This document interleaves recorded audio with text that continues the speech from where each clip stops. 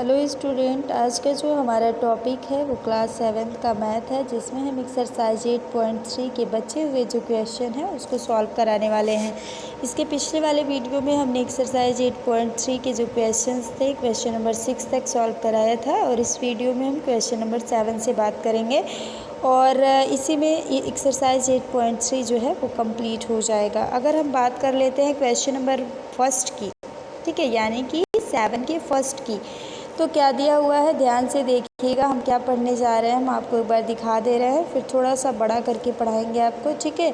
ये वाला हम पढ़ने जा रहे हैं फर्स्ट पार्ट, आप इसी पर फोकस करिएगा। पहला दिया हुआ है कि chalk contains calcium, carbon and oxygen in the ratio 10:3:12। Find the percentage of carbon in chalk. कह रहा है कि चॉक में कैल्शियम, कार्बन और ऑक्सीजन कंटेन्स करते हैं, ठीक है, यानी हैं चॉक में क्या क्या चीज़ें हैं, कैल्शियम है, कार्बन है, ऑक्सीजन है, और उनका जो रेशियो दिया गया है वो 10:3:12 दिया गया है। और कह रहा है कि find the percentage of carbon in chalk, और हमें क्या करना है कि उस चॉक में कार्बन का परसेंटेज फाइंड करना है, ठीक है। तो अगर हम बात करें तो यहाँ क्वेश्चन में देखिएगा बच्चे, जो रेशियो दिया हुआ है ये 10:3:12 जो दिया गया है वो क्रम से किनका किनका है ये थोड़ा सा ध्यान रखिएगा। तो देखिए पहले कैल्शियम है तो कैल्शियम का 10 है, कार्बन का 3 है, और उसके बाद ऑक्सीजन है तो ऑक्सीजन का क्या है 12 है, ठीक है।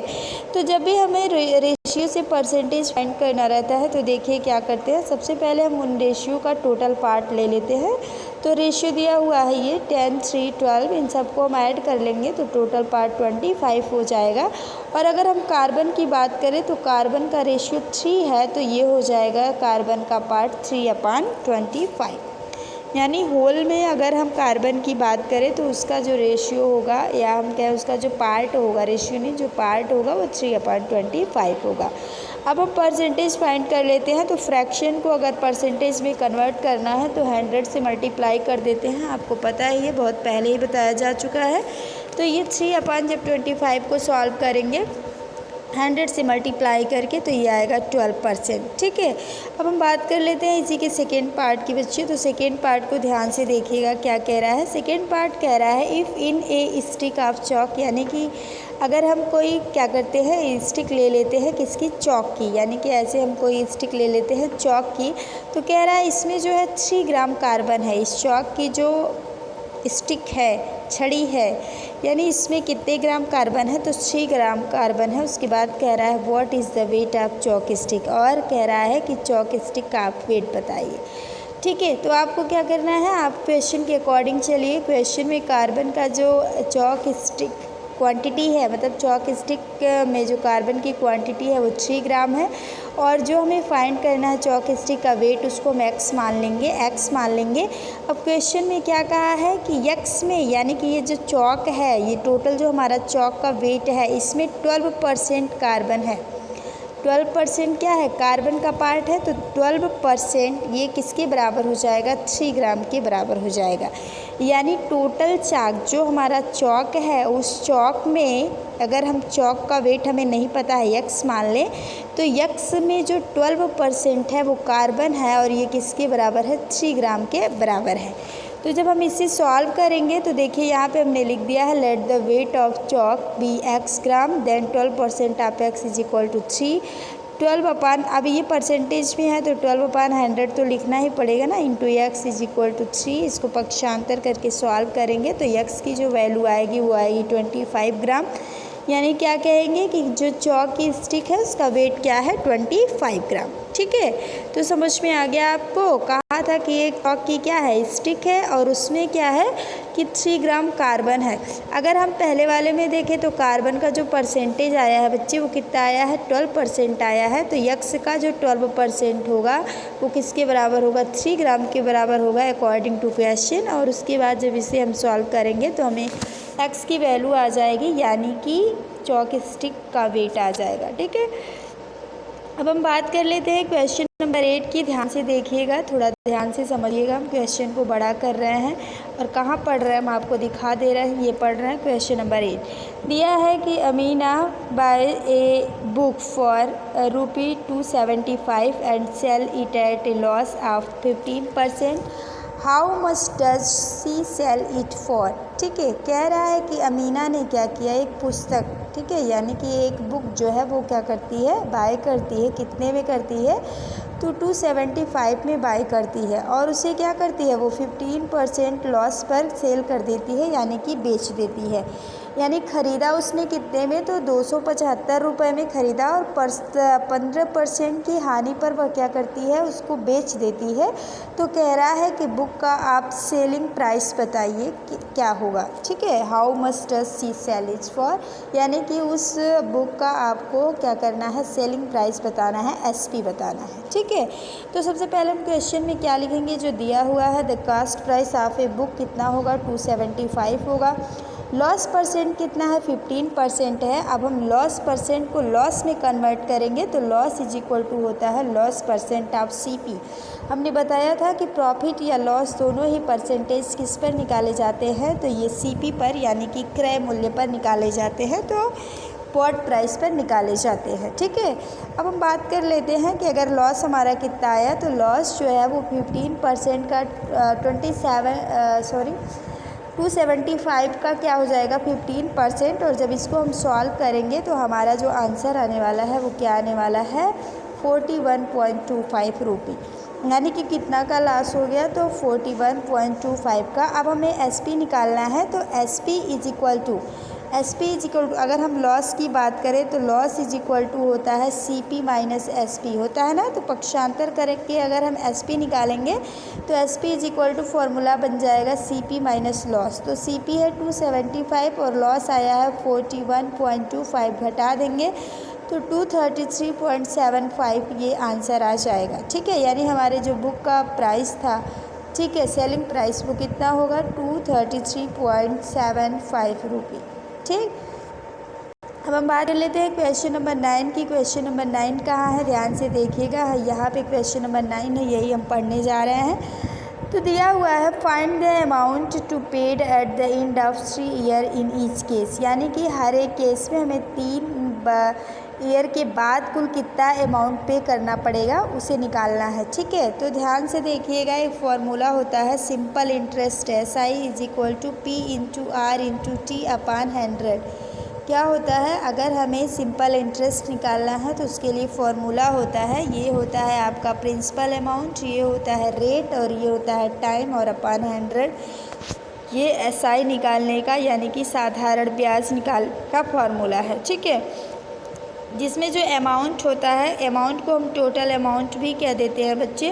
तो अमाउंट कहें या टोटल अमाउंट कहें, तो ये क्या होता है, अगर हम प्रिंसिपल अमाउंट में, ठीक है, यानी कि प्रिंसिपल में अगर हम क्या करते हैं, SI को ऐड कर देते हैं, यानी सिंपल इंटरेस्ट को ऐड कर देते हैं, तो ये टोटल अमाउंट हो जाता है। तो हमारे जो क्वेश्चन नंबर 9 में है, यही टोटल अमाउंट A और B में फाइंड करना है।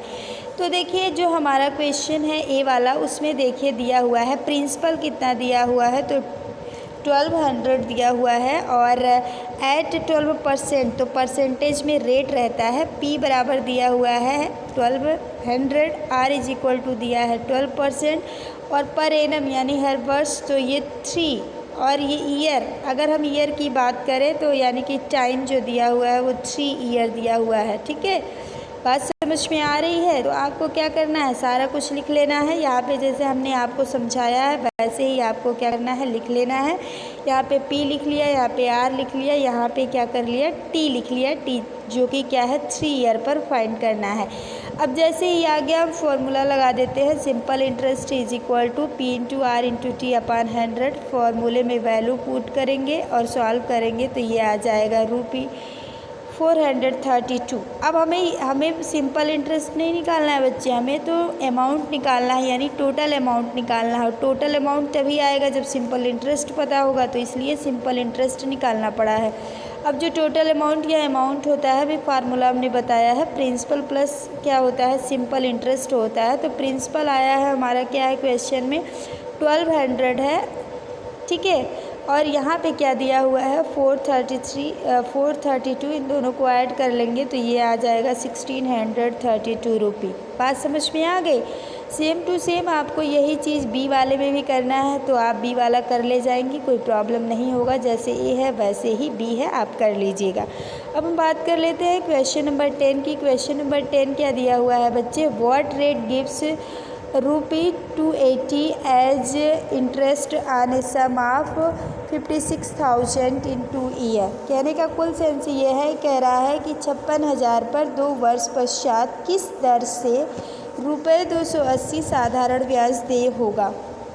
तो क्या क्या दिया हुआ है, ये जो दिया हुआ है ये इंटरेस्ट दिया हुआ है बच्चे, यानी कि ये आप कह सकती हैं कि सिंपल इंटरेस्ट है, जो कि कितना दिया हुआ है 280। और अगर हम सम की बात करें, सम यानी कि प्रिंसिपल अमाउंट दिया हुआ है, कितना दिया हुआ है, प्रिंसिपल अमाउंट दिया हुआ है 56,000। और आपसे पूछ रहा है कौन ईयर कितना दिया हुआ है, ईयर इन 2 ईयर, टाइम यानी कि t इज इक्वल टू दिया हुआ है 2 ईयर, और आपसे पूछ रहा है r। ठीक है, तो बताओ क्वेश्चन में सारा कुछ दिया हुआ है, बस r पूछ रहा है, तो सिंपल इंटरेस्ट का फॉर्मूला लगा दिया, p into R into T upon 100। p की वैल्यू रखा ये 56,000, SI की वैल्यू रखा 280, ठीक है रुपी, और टाइम की वैल्यू यानी t की वैल्यू हमने 2 रख दिया और सॉल्व किया, तो हमारा आंसर r का क्या आ गया, r इज इक्वल टू हो गया 0.25%। आप लोग सॉल्व तो कर ही लेंगी, कोई प्रॉब्लम नहीं होगा, बस काटा पीटा गया है। अब हम बात कर लेते हैं क्वेश्चन नंबर 11 की। क्वेश्चन नंबर 11 क्या है, if Meena gives an interest of ₹45 for 1 year at 9% rate per annum, what is the sum she had borrowed. यानी कह रहा है कि मीना ने 9% पर एनम के रेट से 1 वर्ष पश्चात यानी कि 1 वर्ष बाद उसने क्या किया, 45 रुपये ब्याज के रूप में दिए, इंटरेस्ट के रूप में दिया। उसके बाद कह रहा है कि उसने कितना धन उधार लिया था। ठीक है, क्वेश्चन समझ में आ रहा है। क्या कह रहा है कि मीना ने 9% पर एनम के रेट से 1 वर्ष के बाद 45 रुपया ब्याज के रूप में दिया। उसने कितना धन उधार लिया था, ठीक है, बोरो किया था।